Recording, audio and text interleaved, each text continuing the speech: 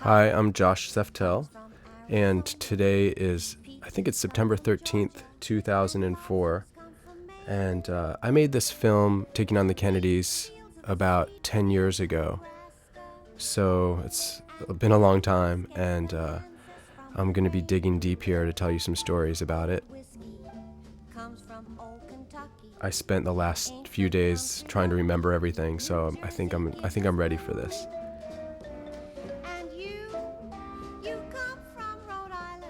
I guess I should start by telling you how I met Kevin Vigilante. I made a film in 1991, which was about Romanian orphans and Romanian orphanages. It was my first film. And I met a doctor named Kevin Vigilante who was working with the orphans over there. And I fell out of touch with him for 3 or 4 years. And then I got a call from a friend, and he said, "Hey, you remember that guy, Kevin Vigilante? Well, he's running for Congress in Rhode Island." So I called up Kevin, and I said, "Kevin, is there any way I can help you with your campaign? Can I help you with commercials or some kind of video work?" And he said, "Well, you realize that I'm a Republican." And I always thought he was a good guy, so I was surprised he was a Republican. Actually, I was very surprised he was a Republican, but I told him that, I'm a liberal Democrat myself, so I don't think I'd be that interested in actually working on the campaign per se, but I asked him if he would be interested if I documented his experience. And he said, "Oh, that's perfect," because his brother was going to write a book about the campaign, and then he decided he didn't have time. So Kevin felt it would be a great thing to be able to show his children someday. So it worked out well for both of us, or at least for me. Do you foresee this becoming down the road a dirty fight? No. Why? Because you're not gonna. I'm not going to make it dirty. So the way that things worked out was that I met with Kevin and we talked about how we were going to do this. And he had me meet with his media consultant, and we agreed that we would have a 1-week trial in which I would film and they would see how it felt and I would see how it felt. And we set ground rules, and the ground rules were that they were allowed to call timeouts. In other words, they were allowed to say, "Okay, Josh, you have to turn off your camera now." And we tried it out, and I think they called one timeout in the first week, and after that, they never called another timeout. And it just sort of reached a point where they became very comfortable with me and my camera there, and it worked out well. It was mid-August, and Tony Bennett was in Rhode Island to support Kevin Vigilante's opponent. When I started shooting the film, I actually had raised no money for the film, and I decided that I was going to just shoot a little bit. I was going to shoot maybe a few minutes of stuff, put it together, and go out and try to raise some money with the tape.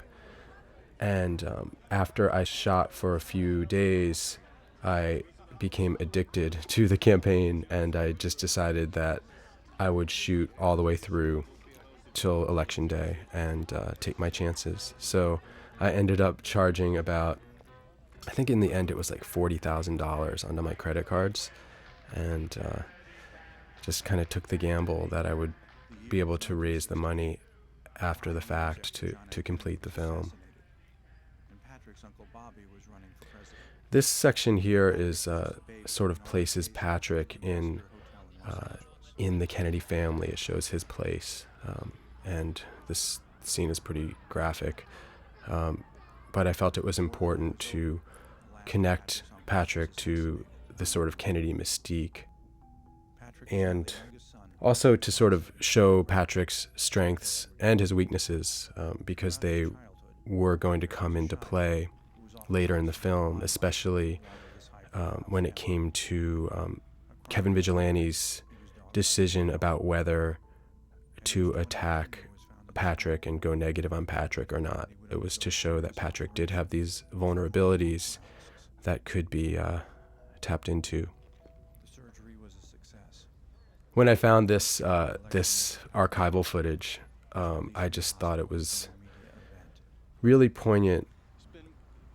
There's sort of maybe I don't want to sound pretentious, but I think there's I find it to be very symbolic.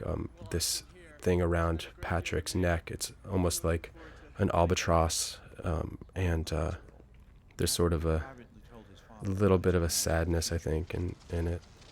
2 months down the road, the 20-year-old Kennedy would declare his bid for a seat in the Rhode Island State House.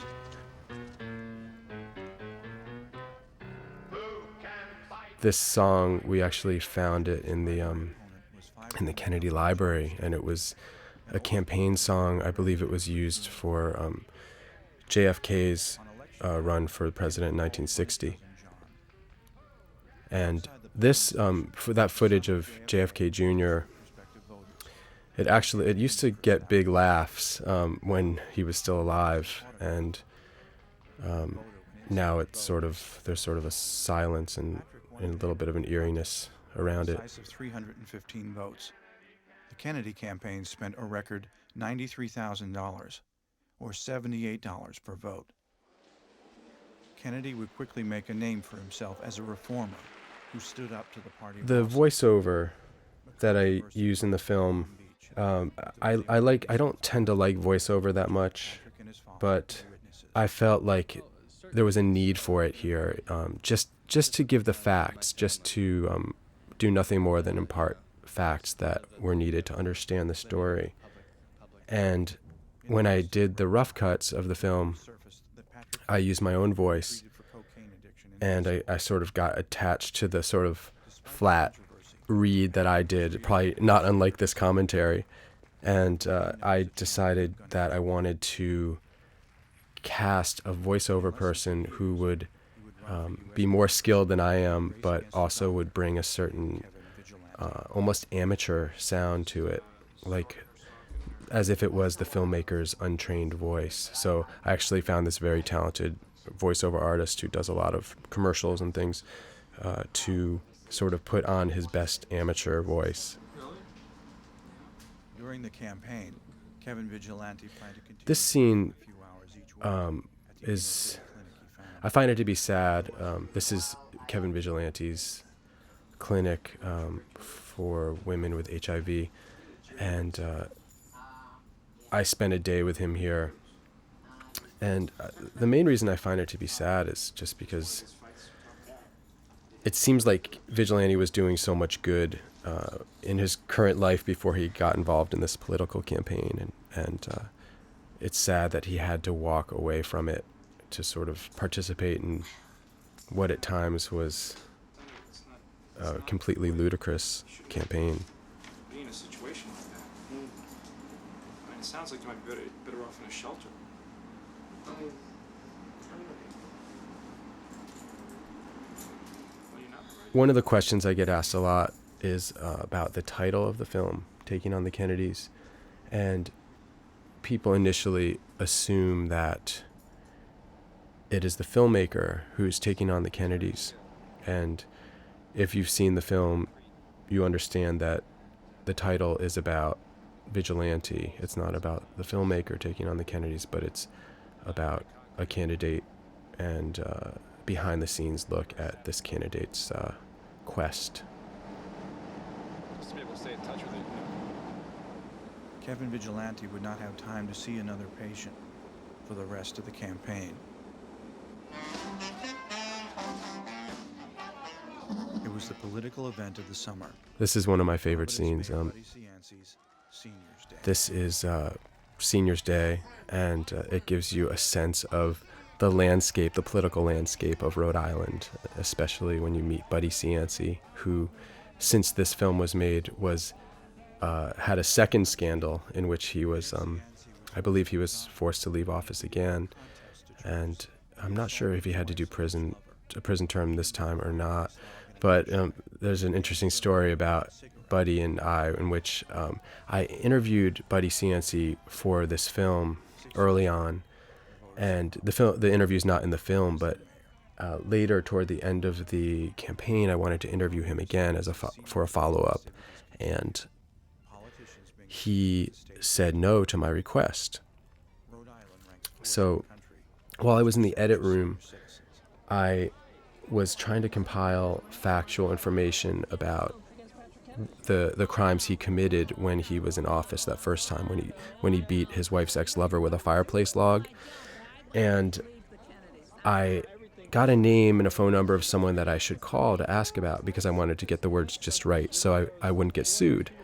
And I called this guy up and I told him my request. And it turns out it was Buddy Cianci's lawyer that I was calling. So about an hour later, I got a phone call from Buddy Cianci's office in which they were requesting that I come in for my second interview after all. And this was months and months later from the time that they had said no.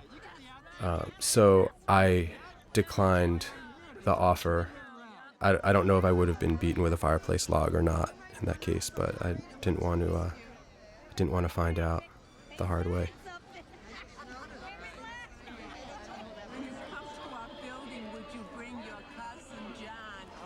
I love this stuff with the senior citizens.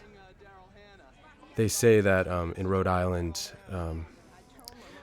I don't know if this is true, but they say that most senior citizens have a picture of the Pope and a picture of John F. Kennedy on their wall. I never saw this myself, but I hear it's true. Now this is a song called Rhode Island Redhead, and it's sung by Teresa Brewer. And the way that I picked the music for this film is I met a guy in Rhode Island who was an expert on songs about Rhode Island. So we went through a bunch of songs and I picked two. One was Rhode Island is Famous for You, which is sung by Blossom Dearie, and that's the song that opens and closes the film. And then this song, which was, I believe this song was actually a top 10 hit a long time ago. And the thing I really like about the two songs is that there's a real sweetness and naivete to the music that I think kind of is effective and sort of ironic when it comes to sort of the ugliness of this political campaign. Plus, there's something comical about the music, which I kind of see this film as a comedy at times, and I really like the music a lot. When the president of the council on time called the roll call, she was not there 26% of the time, which is 15 out of 57 meetings. No, we're sure about that. We're positive about it. I got it right here. Good morning. One of the more interesting races this year will be in the 1st Congressional District. A political unknown, Dr. Kevin Vigilante. Now this is Valerie Southern, who was Kevin Vigilante's primary opponent. And I think the thing that's interesting about her is that in some ways you could probably argue that she was more qualified as a candidate than Patrick Kennedy and Kevin Vigilante. She had more political experience. She was savvy. The problem was she just didn't have any money, and she didn't have the right connections to raise that money, so her campaign didn't have a chance. Not special interest in Washington. Did you only vote once in the last 8 years? I did not vote between 1986 and 1990. Why not? You know, during that time, I was setting up a primary care program for veterans. I was reorganizing an emergency department. When I made this film, I was living in Boston and driving to Rhode Island every day. And it was, I think, round trip, it's about 100 miles. So I figured out that during the course of filming, I drove something like 15,000 miles. And I found that I was just constantly trying to keep up with the candidates and usually didn't have time to eat. So I sort of lived off of, I think it was lemon ice flavored Gatorade and rolled gold pretzels for about 6 months. I'm not quite sure how I survived, but it was pretty grueling. Thank you both for joining us. Valerie, do you think that just I love these sort of behind the scenes moments where you get to see the show and then you get to see what happens right after it. Valerie, there's people who think I'm the best candidate I don't care to defeat Patrick Kennedy. what does that have to do with You it? can't do it, Val, without an organization. You don't have an I have organization. an organization, Kevin. Okay.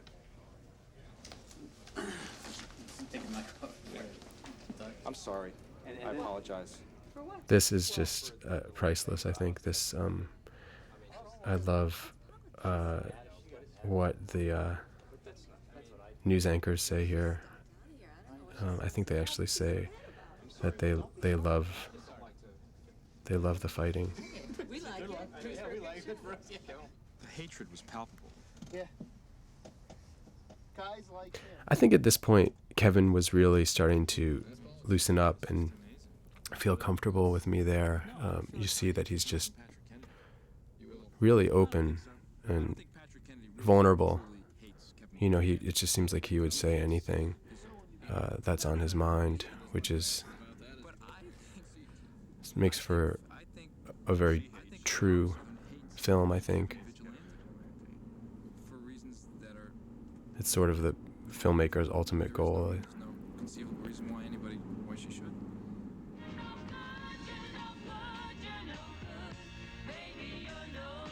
Wake up, Patrick. It's 11:33. You're supposed to have been out already shaking hands. This is Marianne Sorrentino, who's sort of a controversial figure in Rhode Island. And I think she sort of got some fame from this campaign because she was criticizing Patrick so harshly. And it's interesting because she's actually a liberal Democrat. And prior to this, she had been involved in controversy with, I believe she got into a big issue with the cardinal from that part of the country about abortion. And she was pro-choice. And that's how she sort of got this radio show, I believe. And then she really pushed this issue for months, the Kennedy issue, and questioning whether Patrick was qualified. And one of the reasons that I think it's important to include Marianne was that she was really harshly criticizing Patrick. And although Kevin Vigilante was not going negative on Patrick, Marianne was. And I think that affected the approach that the Kennedy campaign took with dealing with Vigilante, because there was some negativism out there. I'm assuming you're twice as smart, but that's not saying a hell of a lot. The next day, Kevin Vigilante defeated Valerie Southern by a 3-1 margin.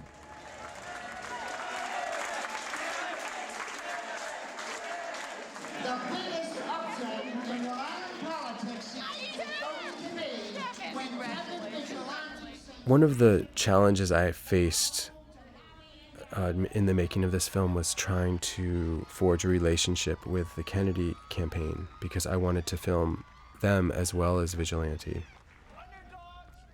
And one of the big problems was that they knew the title of my film, Taking on the Kennedys, and they interpreted that as a sort of a very negative, unbalanced approach. And in fact, I was intending to make an even-handed documentary film. So I arranged to meet with the Kennedy campaign to talk with them. And I remember to prepare for this, I brought a photograph that I actually hang above my desk. It's an autographed picture of myself and Ted Kennedy, which I got from another film I made prior to this one. And I'm actually a Kennedy fan, and as I said, a liberal Democrat. So I brought this picture, and I met with the press secretary of Patrick's campaign. And I remember I sat down in this office with him, and he just started screaming at me and he said, I know what you're going to do. You're going to try to smear Patrick. You're going to make a right-wing film. And I remember I pulled out the picture of Ted and I showed it to him. And I'm not sure how much impact it had, but I think it helped soften him up a little. And they let me film occasionally, but they really, their policy was that they were not that interested in having out-of-state media covering Patrick, because it did no good for him in terms of his campaign. So they were not that open to my filming them, and there were really only a few times when I had access to Patrick. We can't afford that kind of time. So is this what politics is all about? Is this it now? Is this what we're doing? The best advice I give you is don't read the newspaper. Okay. Oh, I can't do that. I'm telling. See, She's a control freak. She has to have I know, but I'm information. saying you're a control freak. How do you feel about that? This is one of the only times that I interviewed Kevin, and after a while there just wasn't time to do that. He got too busy to actually sit down and talk to me. And in fact, the way I approached the film, initially I interviewed, I don't know, at least 10 people several times. So I had this sort of Greek chorus of various people, pundits and other politicians and people like that, who I thought I would interweave into the film in the edit room. And in the end, when I was editing, I just decided that it wasn't necessary, that the story told itself without having to, I could just show the story. I didn't have to tell it. I didn't have to have any kind of commentary. And it was much more like a movie as opposed to a documentary. And I really preferred that. So in the end, I just left all of these, I don't know, it must have been dozens of hours of interviews. I just left them all on the cutting room floor and went with the action. Local and national news, including the Today Show, covered her arrival. How does it feel still being... One of the funny things that happened along the way was that, truthfully, I don't think either campaign really wanted me around. They just didn't have that much to gain from me filming them. So I don't know if it was intentional, but oftentimes I would drive to Rhode Island in the morning and I would find out what was going on that day. Oftentimes the schedule was made that day. And both campaigns would sometimes tell me, oh, there's going to be a press conference out by the lake or at the airport or whatever. And I would go out there to film, and when I got there and no one was there, I don't know if it was intentional or not, but I have to believe that occasionally it was, they were just trying to get rid of me for a little while. So I was still able to get quite a bit of footage, though. They couldn't shake me. You can be assured, and it's going to be it's combat, it's debate, it's people with conflicting views, conflicting interests. This is war. Now are you tired? Yeah. Ask him some other questions. I used a high 8 video camera for this film, which at the time was fairly new technology. It's sort of obsolete now. And what I did is I hooked up a microphone on top of the camera, and then I put a wireless mic on the people I was filming. And I had a little tiny mixer that I attached to the top of the camera. So I was doing the sound, mixing the 2 channels of audio. And at the same time, I attached a small video monitor to the side of the camera. This was before they made video cameras that actually had a flip-out screen where you could see the screen attached to the camera. So I sort of jerry-rigged my own version of that. And I was sort of a one-man band. I just, I worked alone. I shot it. I did the sound myself. And it was hard, but it was, there are advantages to that approach. One of them is that you don't have to pay anybody else. Outside the TV station, a group of Kennedy supporters awaited the arrival of their candidate. This scene just cracks me up. It reminds me so much of the movie Bob Roberts and the sort of groupies that hung around with Bob Roberts and were sort of maybe a little bit blinded by their candidate and his abilities. You understand? The doctor has got quite I love this guy. He's got quite a bit of money. I said, just a minute. When you talk money, he's a Kennedy. You understand? A Kennedy. Don't talk money. Because he'd bury him with it. So I have to say here that Patrick Kennedy is a very nice guy. And in fact, I remember in this scene when I was shooting this, I had all these wires that were coming off my camera because, like I said, I had this little TV monitor and microphones, and it was very cumbersome. And I had a wire that was actually going across my lens on the edge of it, and I didn't even notice it, and it was actually in the shot. And I remember Patrick, when he got out of the limo back there, he came over to me and he actually pulled the wire away from the lens and fixed it for me. And I appreciated that. He was always very, very polite and very, very nice. And I think he actually didn't mind me being around. I think it was more his campaign that just felt that it wasn't in their strategy to have him filmed by me. That's what I've done throughout this whole thing. I haven't gone negative, and that's because I think there's a lot of positive things to say. And with regard to the NRA, I've never accepted a single penny from the NRA, and I never will. Charlie, Mr. Kennedy, sometimes we ask candidates questions not so much for the content of the answer. This is perhaps one of the more awkward debate moments in U.S. political history. My family is never to disagree with any member of my family in public. So,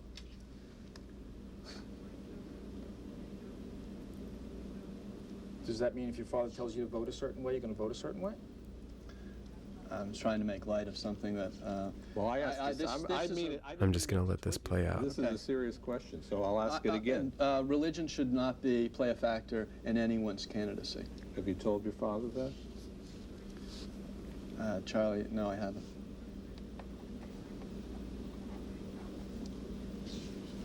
Mr. Vigilante?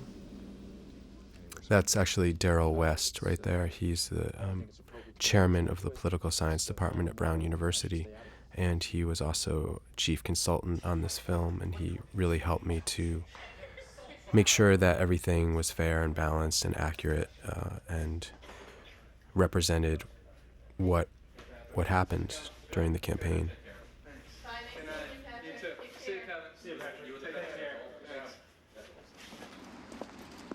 How do you feel? Fine.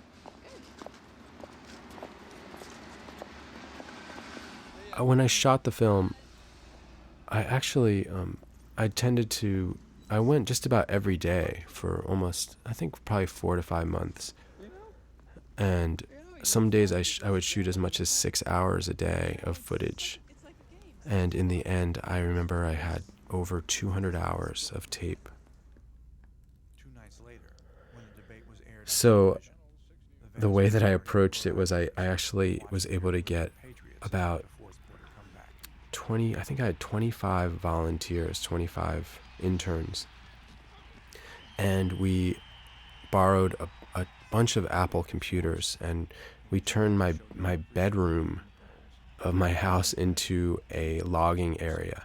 So we had shifts of people coming in, and they would log each tape. And then I would meet with them, and we would talk about that particular tape and what were the highlights of that tape and what they liked about it and what their thoughts were. And I would take careful notes.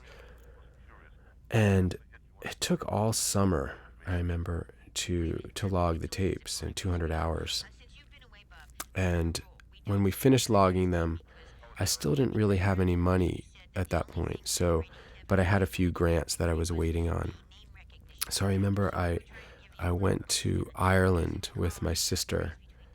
She paid my way, and we spent a couple of weeks in Ireland. And then I remember I came back, and when I came back, I found out I got a grant to finish the film, and I would have enough money to rent the equipment I needed to edit the film, and I began that process at that point.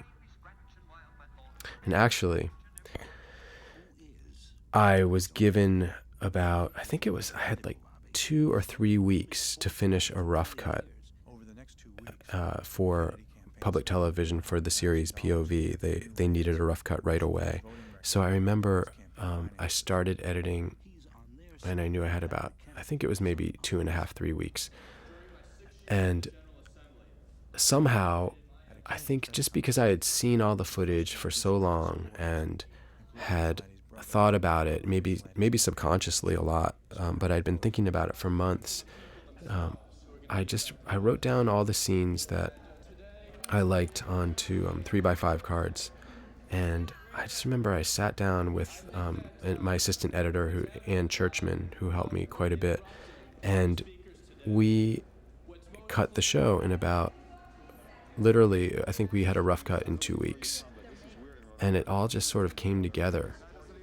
I think it had just been percolating for so long, and because it was literally, I think it was like over a year from the time that we had finished shooting that we actually started editing. And within 2 weeks we had the rough cut. We showed it to PBS, and they liked it, and we made a few changes, but really the film didn't change that much from the rough cut. It just sort of came out. It was there, and it took shape really quickly, and it was almost done within 2 or 3 weeks. When you run out of positives, you have to start attacking the negatives of your opponent and try to drive them up by distorting the truth. That's absolutely true. I want you to start telling the truth about Kevin Vigilante. It's not good enough that his last name is Kennedy. If he were anyone else standing here... This was kind of a bad moment for the Vigilante campaign.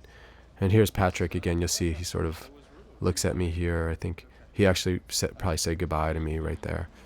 He's always very friendly. People have asked me, what films influenced you when you made this film, and the films I was looking at a lot were, I think there were 3 of them. There was Primary, which is about John F. Kennedy's primary in, I forget what state, somewhere in the Midwest. And then there was The War Room, which is Pennebaker's film about the Clinton campaign, the first Clinton campaign. And actually Pennebaker was very nice. He and Chris Hedges helped me out with this film and looked at a rough cut and gave me some advice. And then the third film was called The Candidate. It's actually a feature film which stars Robert Redford. And that was probably the film that affected me the most in terms of the story that I focused on in this film, which is, Robert Redford plays this very idealistic candidate who is sort of talked into entering the world of politics, and he brings this idealism with him, and over time that idealism is sort of eroded away, and I feel that that's what happens here quite a bit with Vigilante. I love this shot right here with his expression. It's just, he's really beaten down. With low poll numbers and negative articles in the press, the campaign became concerned about their ability to continue. And that was the case. I think that, initially Kevin Vigilante was really available to talk with me, and he was very present. And as time went by, the campaign got more grueling, and he was more stressed out, and everyone was more stressed out, and it just reached a point where he didn't have time to really interact with me. And he also didn't really have time to talk as much to anyone, really, but I found that I had to rely a lot more on Kevin's facial expressions, which I think as the film progresses, his facial expressions really start to tell the story in a way that maybe words can't. Here's another one of the negative campaign ads. Tuition for graduate school at Harvard because he said he was severely, permanently, and grievously injured. Maybe he found a miracle cure. This scene was interesting because I was fortunate to be there with my camera. This is the kind of thing that you just never know what's going to happen, and this is the case where this was just pure chance that the two candidates ran into each other out on the street and just got into it. And it's kind of a documentary filmmaker's dream. The tension is just so high there. I mean, I think not that far away from fisticuffs. Well, then explain yourself. Explain yourself. You're slandering me with things that are not true. It's a terrible commercial. It's terrible. You should pull it. You're questioning my integrity. You said I faked. And the photographer there, these pictures I think ended up on the front page of the Providence Journal. Egregiously injured. Yeah. You call for capping. Listen. You said I had my car totaled.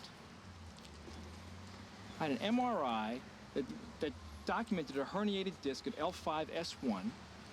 I still do exercises every day, twice a day, and your ad, by focusing on this crap, has nothing to do with the campaign. This is, I always wish that I had better sound here to hear what she's saying to him. But this is where it gets pretty emotional. That's Kevin's wife, Sonia. And a lot of people felt that she actually would have made a better candidate than Kevin, in that she was a real fighter. She was prepared to just go at it and play as dirty as one has to succeed in a political campaign. And I was really glad and fortunate that Sonia was around, because as time went by and I had less access to Kevin, Sonia was always there, and she provided a sort of like an emotional window almost for me to what was going on inside Kevin. And I think it really helps with the storytelling. And I think in turn I sort of provided someone for her to talk to, which worked out well for both of us. This is where the film kind of takes off. I mean, this is where I sort of knew, wow, this is going to be an interesting film. In every way, shape, or form we can think of. I understand that. These are advisors calling from Washington, D.C., sort of directing the campaign remotely. As you know, Kevin's going to make a statement here in just a moment. The next day, the Vigilante campaign called a press conference at the John F. Kennedy Plaza. In the real world, if I had been a material witness... And this scene is sort of bittersweet, I think. It's like there's a certain catharsis, I think, and you feel it from the crowd, in that Kevin is finally fighting back, I guess you could say. And everyone's sort of excited about it, especially his wife. But at the same time, I always felt like there was sort of a sadness in Kevin here, in that it's just not what he wanted to do. It's not his nature. And I think you sense he's just not at ease in these moments, and you kind of can sense it in his facial expression here.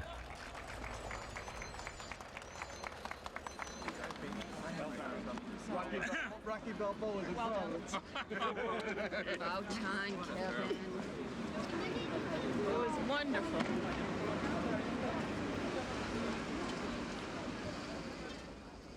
been a good day, Richard. That's what I hear. Yeah. I hear the crisis is breaking in our direction.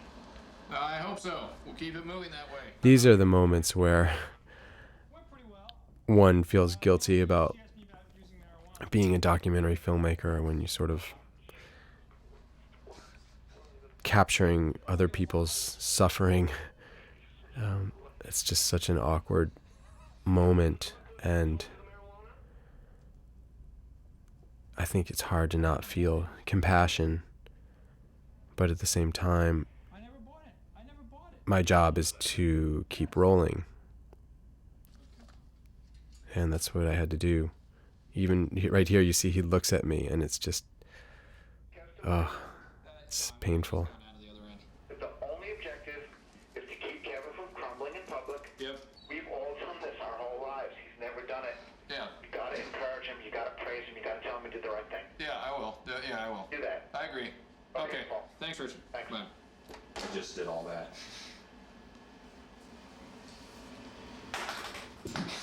Jeez.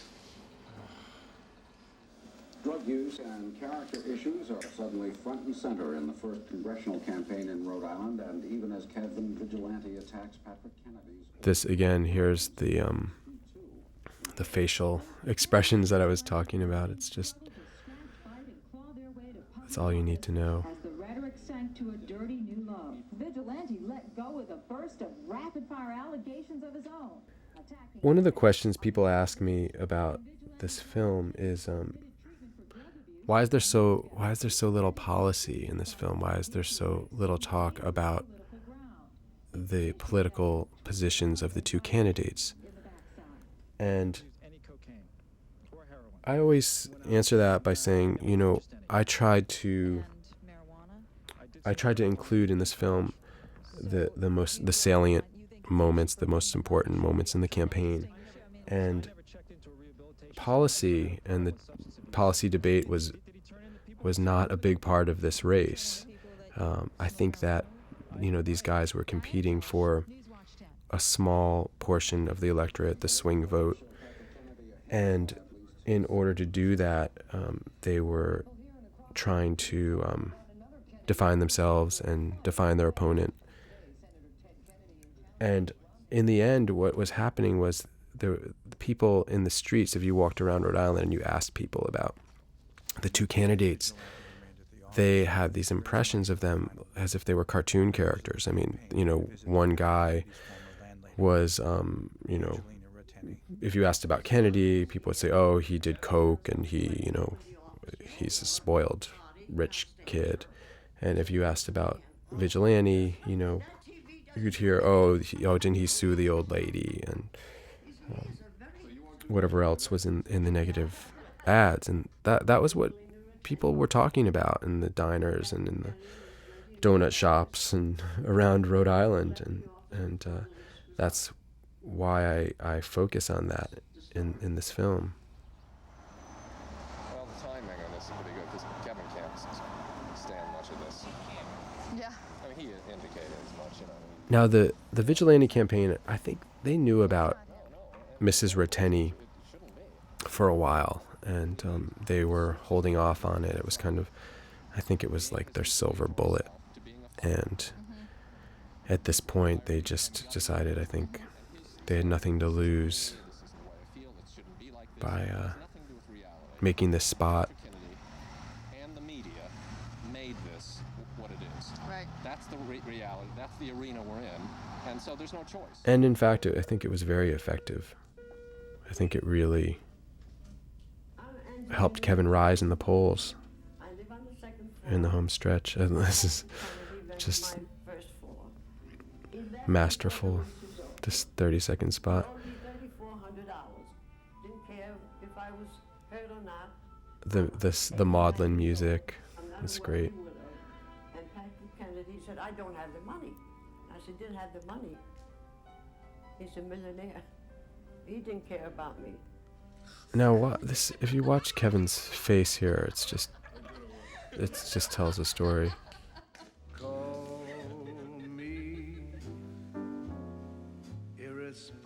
You like this song, Mrs. Ratteni? Yes. Tony Bennett. Tony Bennett figures prominently in this film. I think this is the second or third time he's come up. Well, that's what we're talking about here. Somebody out there who's listening might say, well, Now, maybe he doesn't like this woman.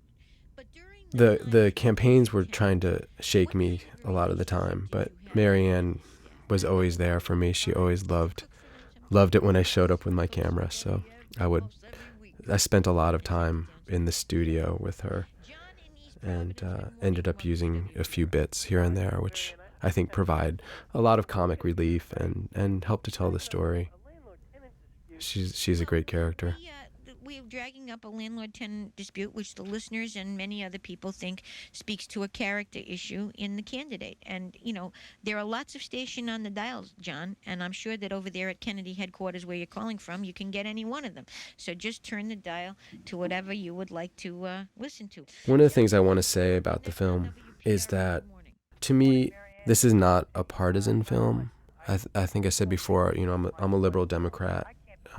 To me, this film, it could have just as easily been about the Bushes or the Gores or any political dynasty. To me, the film is much more about our system and the flaws in our system, in our campaign politics.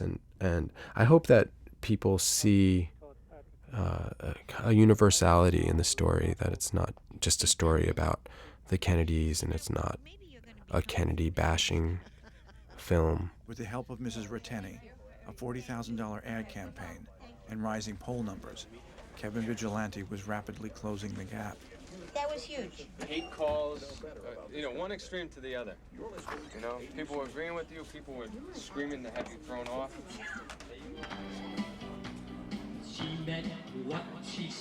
These are my favorite moments, these senior citizen events.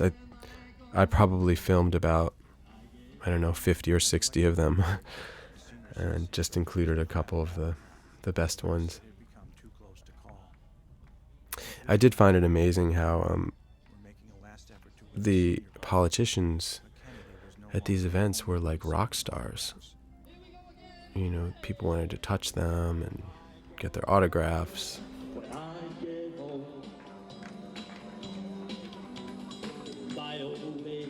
What do you like about Vigilante? Oh, he's a good-looking fella. Yeah? Oh, yes, he's good-looking to begin with. Well, she meant what she said. She wished that I was dead. It was always interesting when the two candidates were together at an event. They were actually very cordial with each other, and they would usually stay to their own sides of the room, but they would sometimes shake hands and say hello. Does he think he might win? Now this shot, people always ask me, how did you shoot this? Were you down on the floor? How'd you get this angle? And what I did was I had the monitor attached to the camera, and I would just put the camera in my lap and use the monitor to frame the shot, and that way I could hold the camera a little bit steadier.